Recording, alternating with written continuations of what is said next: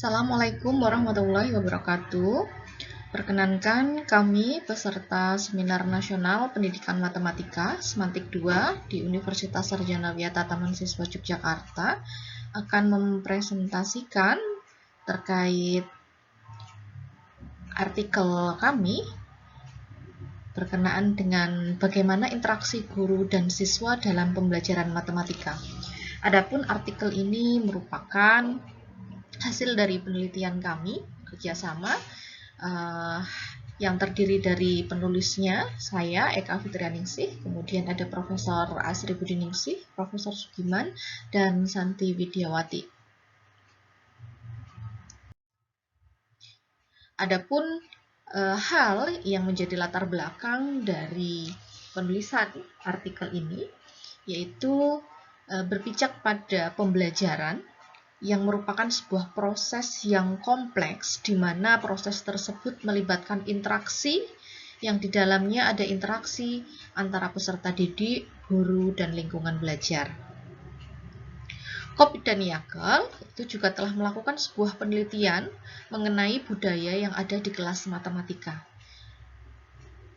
Karena budaya juga tidak terlepas dari suatu kegiatan interaksi, maka ruang kelas pun menjadi perwujudan budaya di mana ada interaksi antara peserta didik, guru, dan lingkungan belajar. Menurut Kopp dan Yagel, bahwa dalam sebuah kelas, terutama dalam kelas matematika, akan memiliki aturan-aturan yang disebut sebagai sebuah norma. Adanya norma tentunya dapat menciptakan keteraturan dalam kegiatan pembelajaran. Norma-norma ini akan dijadikan sebagai sebuah acuan bagaimana peserta didik, guru berinteraksi. Lalu, menurut NCTM tahun 2000, bahwa proses pembelajaran matematika itu masih ada keterlibatan guru yang pasif untuk mendukung keaktifan siswa di kelas. Hal ini juga disebabkan karena adanya muatan materi yang banyak yang harus diajarkan, sehingga guru masih kurang berfokus pada pengaktifan kegiatan pembelajaran yang berorientasi pada peserta didik. Menurut Ewing, bahwa pembelajaran tradisional itu memiliki karakteristik adanya proses transfer pengetahuan dari guru kepada peserta didik. Tentunya ada dominasi guru dalam memberikan penjelasan di kelas untuk berbicara khususnya pada pembelajaran matematika, yaitu berbicara tentang matematika. Kondisi seperti ini tentunya berdampak pada persepsi peserta didik yang negatif terhadap matematika. Lebih jauh lagi, peserta didik berpotensi untuk memiliki sikap menghindari pembelajaran matematika di sekolah. Flender System Interaction Analysis ini merupakan suatu analisis yang digunakan untuk mengklasifikasikan perilaku dan guru saat berinteraksi di kelas. Jadi sistem ini digunakan untuk mengamati bagaimana komunikasi verbal yang dilakukan selama pembelajaran. Menurut analisis Flender System Interaction ini, ada 3 dimensi yang diamati, yaitu dimensi guru, siswa, dan juga dimensi situasi. Pada artikel ini, ada 2 tujuan penelitian yang dijabarkan menjadi sebuah pertanyaan penelitian yang akan dijawab melalui sebuah penelitian. Pertanyaan penelitian yang pertama yaitu bagaimana pola interaksi guru dan peserta didik dalam kelas tradisional, khususnya pada pembelajaran matematika. Nah, nanti untuk menganalisisnya, untuk menjawab pertanyaan penelitian pertama ini menggunakan Flender System Interaction Analysis yang akan mengamati dari dimensi guru dan siswa. Untuk selanjutnya, meskipun pembelajaran matematika beberapa disampaikan telah masih menggunakan pembelajaran yang didominasi oleh guru atau pembelajaran tradisional, tapi beberapa hasil penelitian juga sudah menunjukkan bahwa pembelajaran yang inovatif yang mampu memunculkan norma baru dalam pembelajaran matematika itu juga sudah banyak digagas. Salah satunya yaitu pembelajaran problem posing. Problem posing sendiri telah banyak diterapkan di berbagai negara maju. Ini berikut hasil-hasil penelitian yang telah menerapkan problem posing. Adapun di Indonesia, penelitian problem posing juga sudah banyak dilakukan. Ini diantaranya ada Hasanah dan Siswono. Hanya saja untuk penerapan pembelajaran matematika, problem posing belum memiliki familiaritas selayaknya problem solving. Maka pertanyaan kedua dari artikel yang dituliskan di sini yaitu penelitian ini bertujuan ingin menggali sebenarnya norma-norma apa saja yang dapat muncul dari pembelajaran matematika menggunakan problem posing. Jadi yang pertama menggali dulu bagaimana sebenarnya interaksi antara guru dan siswa dalam pembelajaran tradisional. Lalu yang kedua penelitian ini mengamati bagaimana norma-norma yang muncul ketika penelitian melibatkan suatu pembelajaran yang melibatkan kegiatan problem posing dalam pembelajaran matematika.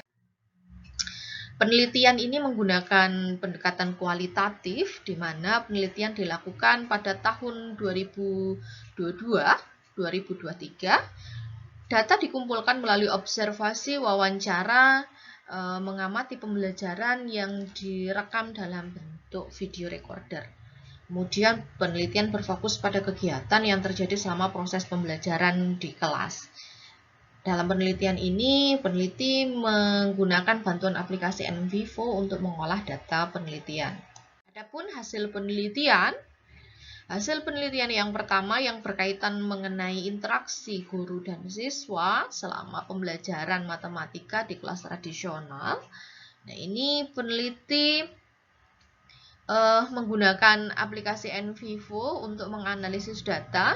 Analisis dilakukan berdasarkan banyaknya sumber referensi, jumlah kata, dan persentase kata yang terrecord dalam aplikasi NVivo. Kemudian peneliti melakukan coding-coding dari setiap narasi yang terjadi. Kemudian setiap kata kalimat itu akan mengindikasikan kegiatan-kegiatan yang dilakukan oleh siswa dan guru. Hasil penelitian menunjukkan ada 17 aktivitas yang tercatat gitu, yang terbagi dari aktivitas guru dan aktivitas siswa. Dari 1 sampai 6 ini adalah aktivitas yang dilakukan oleh guru. Kemudian 7 sampai 17 ini adalah aktivitas yang dilakukan oleh siswa. Meskipun dalam tampilan grafik ini banyak aktivitas yang dilakukan oleh peserta didik atau siswa, sedangkan guru ada 6 aktivitas, namun demikian dari persentase kegiatannya 86% menunjukkan bahwa aktivitas dalam pembelajaran matematika didominasi oleh guru, di mana 86% menunjukkan kegiatan guru, sedangkan 14% ini adalah aktivitas siswa. Hasil penelitian ini, pembicaraan guru 86%, sedangkan siswa hanya 14%, menunjukkan bahwa pada kasus yang diamati ini memang pembelajarannya masih didominasi oleh guru yang cenderung menggunakan pembelajaran ceramah. Hasil penelitian ini didukung oleh penelitian sebelumnya yang mengatakan bahwa Flender itu menemukan pembelajaran itu masih didominasi 80% pembicaraan guru dan 20% pembicaraan siswa. Meskipun ada perbedaan 6%, tentunya hasil ini masih relevan dengan penelitian yang sebelumnya. Lalu, untuk menjawab pertanyaan yang kedua, bagaimana jika pembelajaran matematika mengemas menggunakan model problem posing? Kita menggunakan sintak-sintak pembelajaran problem posing, di mana dalam pembelajaran tersebut melibatkan guru dan peserta didik dalam dialog aktif interaktif yang menekankan pembelajaran berpusat pada peserta didik. Dari hasil penelitian, peneliti melakukan kerjasama dengan guru untuk menerapkan model problem posing di kelas, kemudian diamati bagaimana interaksi yang terjadi di dalam kelas, terlebih lagi berfokus norma-norma sosiomatematika apa yang muncul selama pembelajaran menerapkan dengan model problem posing. Hasil penelitian menunjukkan bahwa ada norma-norma, terutama norma sosiomatematika yang terjadi pada kelas problem posing. Yang pertama yaitu norma sosiomatematika dalam hal penjelasan matematis. Di sini ada dialog yang menunjukkan bahwa ada dialog antara siswa dan guru dalam kelas mengenai jenis-jenis segitiga dengan menerapkan teorema Pythagoras. Siswa memberikan penjelasan mengenai mengapa mereka mengatakan bahwa segitiga yang diberikan oleh guru itu apakah termasuk segitiga lancip atau bukan. Nah, di sini siswa dari percakapan ini kita lihat bahwa siswa memberikan penjelasan matematis untuk memberikan argumentasi bahwa segitiga yang diberikan oleh guru itu termasuk segitiga lancip. Lalu, norma sosiomatematika yang kedua yaitu penjelasan matematis juga. Ini adalah cuplikan dialog antara siswa dan guru di kelas, di mana pada kegiatan ini peserta didik dalam kelompok diminta untuk mengajukan permasalahan, lalu permasalahan ini dibahas di kelas. Kemudian dialog menunjukkan bahwa apakah dari sisi-sisi yang diberikan oleh siswa ini termasuk triple Pythagoras. Nah, di sini ada penjelasan siswa mengenai apakah segitiga dengan ukuran tersebut membentuk triple Pythagoras. Lalu, norma sosiomatematika yang teramati juga adalah pengajuan masalah matematis. Di sini peserta didik diminta untuk mengajukan permasalahan baru. Kemudian aktivitas yang dilakukan oleh peserta didik ini mereka mengajukan masalah matematis dengan cara mengganti angkanya, mengganti ceritanya. Nah, di sini ada dialog-dialog antar siswa dengan guru. Dari hasil pemaparan hasil dan pembahasan tersebut bisa ditarik kesimpulan bahwa pada kelas tradisional memang terlihat bahwa dominasi guru itu masih banyak, pembicaraan guru sebesar 86% dan pembicaraan siswa sebesar 14%. Namun demikian, ketika kita menyelenggarakan suatu proses pembelajaran yang menekankan dengan keaktifan peserta didik, khususnya untuk penggunaan pembelajaran dengan problem posing, di sini terlihat bahwa ada norma-norma sosiomatematika yang menunjukkan keaktifan siswa terlibat dalam kegiatan pembelajaran di kelas. Namun demikian, hasil penelitian ini memiliki keterbatasan bahwa hasil ini tidak bisa digeneralisasi karena ini hasilnya berdasarkan pada kasus-kasus tertentu. Demikian presentasi dari kami mengenai hasil penelitian yang berkaitan dengan aktivitas guru dan siswa dalam pembelajaran matematika. Terima kasih. Wassalamualaikum warahmatullahi wabarakatuh.